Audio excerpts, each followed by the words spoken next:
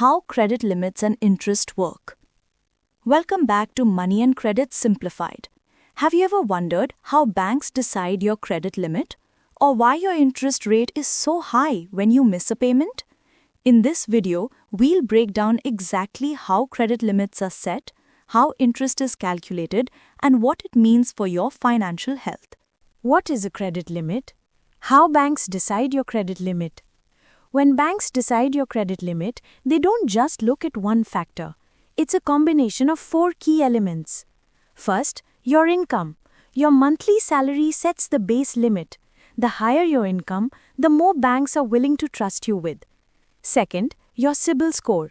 A score above 750 usually unlocks higher limits because it shows you're financially responsible.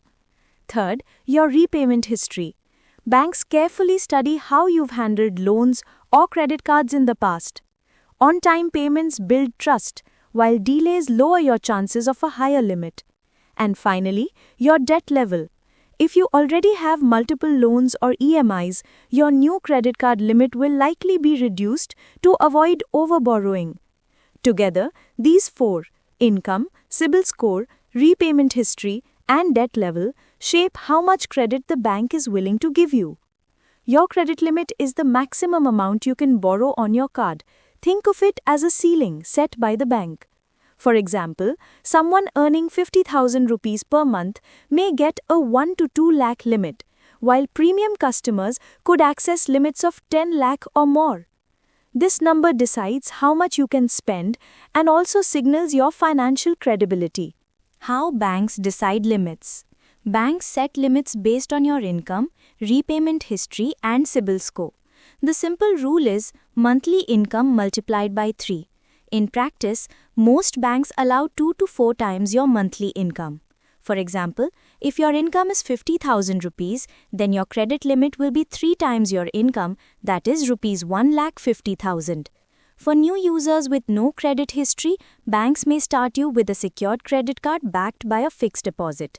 If you use your card responsibly and pay on time, your credit limit increases over time. What happens when you use credit? Every time you swipe, your available limit goes down. Let's say you have a 1 lakh limit. If you spend 25,000, your available balance drops to 75,000. Once you repay, your limit is restored. This rolling balance system is how banks keep track of your borrowing in real time. Interest-free period.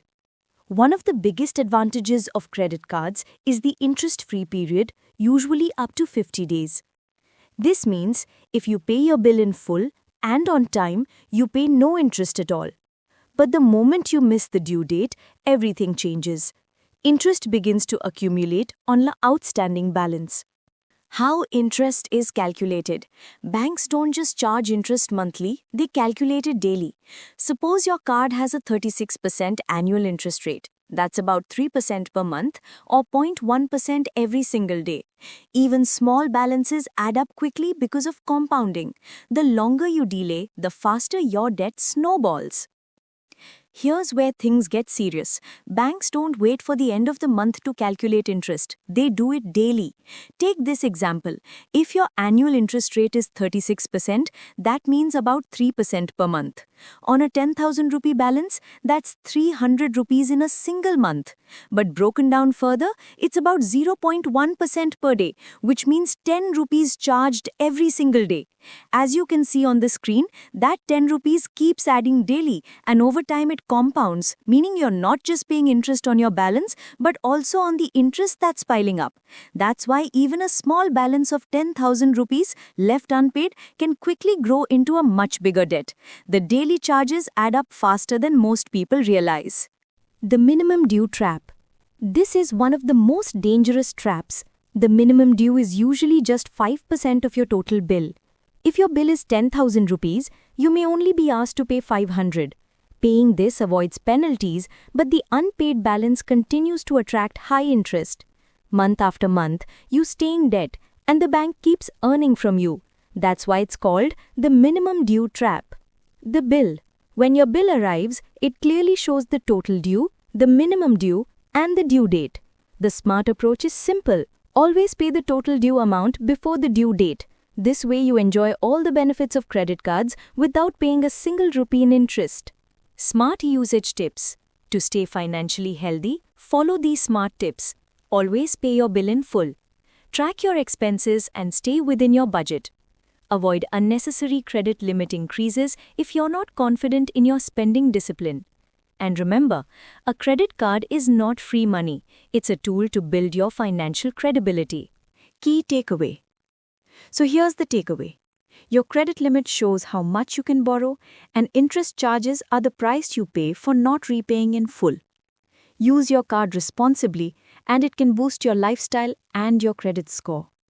Misuse it, and it can trap you in expensive debt. In our next video, we'll talk about the biggest risks and debt traps Indian cardholders face and how to avoid them. Don't forget to subscribe to Money and Credit Simplified. Let's make money and finance simple together.